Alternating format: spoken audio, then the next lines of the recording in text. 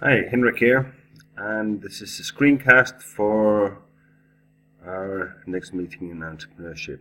There will be a link here. There will actually be two. One for this short presentation of the agenda, and another for the short presentation of the JTI typologies. I'm over this side today because obviously these new PowerPoints, they have put our logos on the top right. But yep, give me a feedback if what you think. The agenda for 7th of September will be that we try a check-in. So I'll be explaining the benefits of trying to unload the issues that we're otherwise occupied with, and in that way being more capable of focusing on the subject we're actually going to discuss. Good exercise. I'll be linking it to Sharma's U theory and handing out some nifty notes for you to use during the class for each lesson, where I would like you to note down important elements you already knew, new elements that you suddenly understand, or elements that you don't quite understand that you would like me to elaborate on or us to discuss further next time. Then we have the Lego challenge. So we discussed it last time. 6 bricks, same color, and 2 times 4 buds. So how many combinations would you say this can be assembled in? Just from the top of your head, what's your idea? And we'll take that as a small entertaining discussion when we meet up. And what else is on the agenda? Then we have actually I'll make a short presentation, this market pull and market push, and then discussing the Pearson's uncertainty map. Make a short presentation here and we'll discuss it further in class. That's part 1. Part 2, we'll be taking a look at the very important distinction between value chains, value shops and value networks. This is where Morten will be trying to give us his view on how the IT system fits in with either value chain, value shop and a value network. And which also reminds me that Stine will be sending some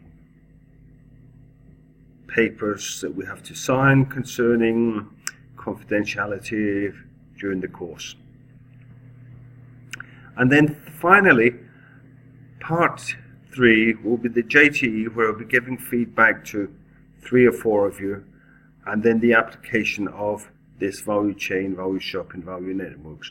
So I'll be giving a feedback, and at the same time the rest of you will be, this is an individual feedback, the rest of you will be working on examples and trying applying the value chain, value shop and value network concepts. So let's have a quick look at the 2 slides concerning market push and pull and Pearson's uncertainty. This has a lot of different perspectives in it, and here we can see it's an innovation process from idea, research and development, manufacturing, marketing, and commercializing the product. This is very much sequential, so we go from one to the next, to the next, to the next. Question we could ask ourselves: how much feedback is there? Where is the feedback? Is there any loops, or it's more emergent with loops? And then we're having this development Are we developing them based on what the latest science and technologies have been, or are we developing on some needs in society and the marketplace that we have spotted, i.e. more and spotting a need, a window of opportunity, and then developing something? Two very different ways. This, from the science and technology, developed with inside, is a technology push. So we're pushing product services onto the market. In this, we can identify some needs in society, which is a market pull. This could be less pollution, new activities for elderly that have a lot of years in them after they leave the workforce. So their pensions, they have money. So what can we, how can we make some products and service that appeal to this certain segment? And I would also like you to just pause for a moment and then say, put this into the context of what we were discussing last time with radical and incremental innovation. So how does this illustration fit with radical and incremental innovation? We're discussing that in greater detail. Next slide is this Pearson's uncertainty map. And is there an uncertainty in this innovation about the process, how we're going about it? This will make greater sense when we get into TIDS with the 4 Ps of the innovation space.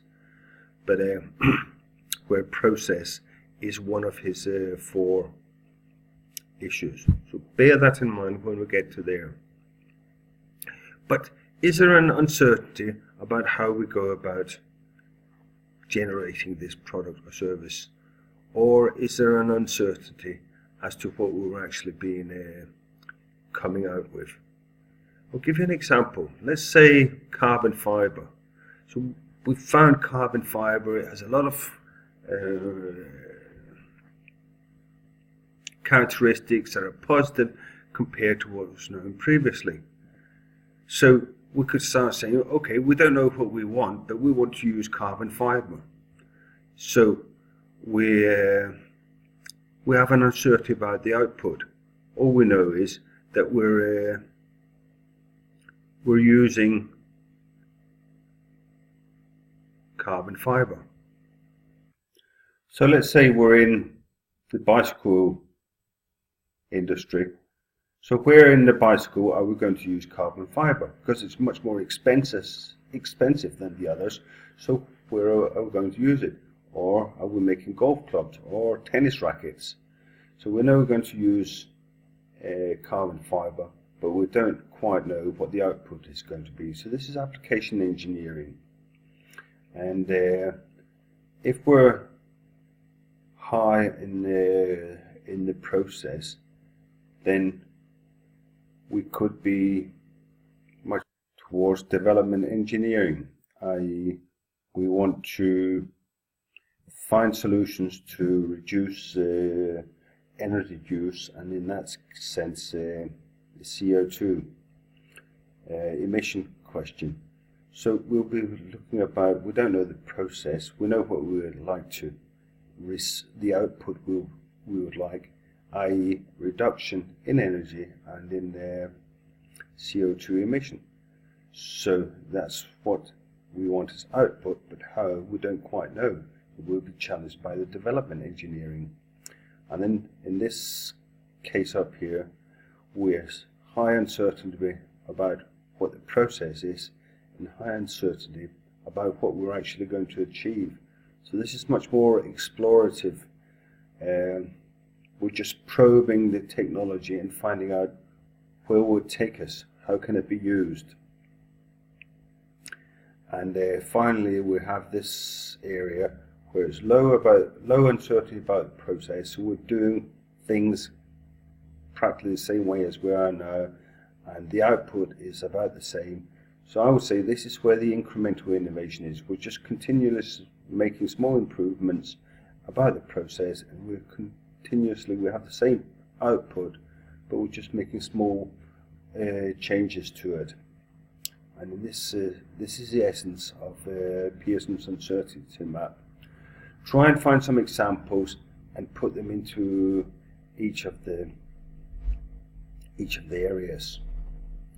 And well, that's all for this time. Shock value network, I covered that one in last screencast, and I'll be giving some examples of this in class.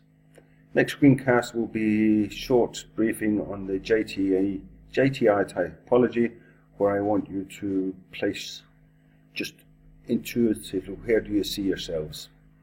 Thank you.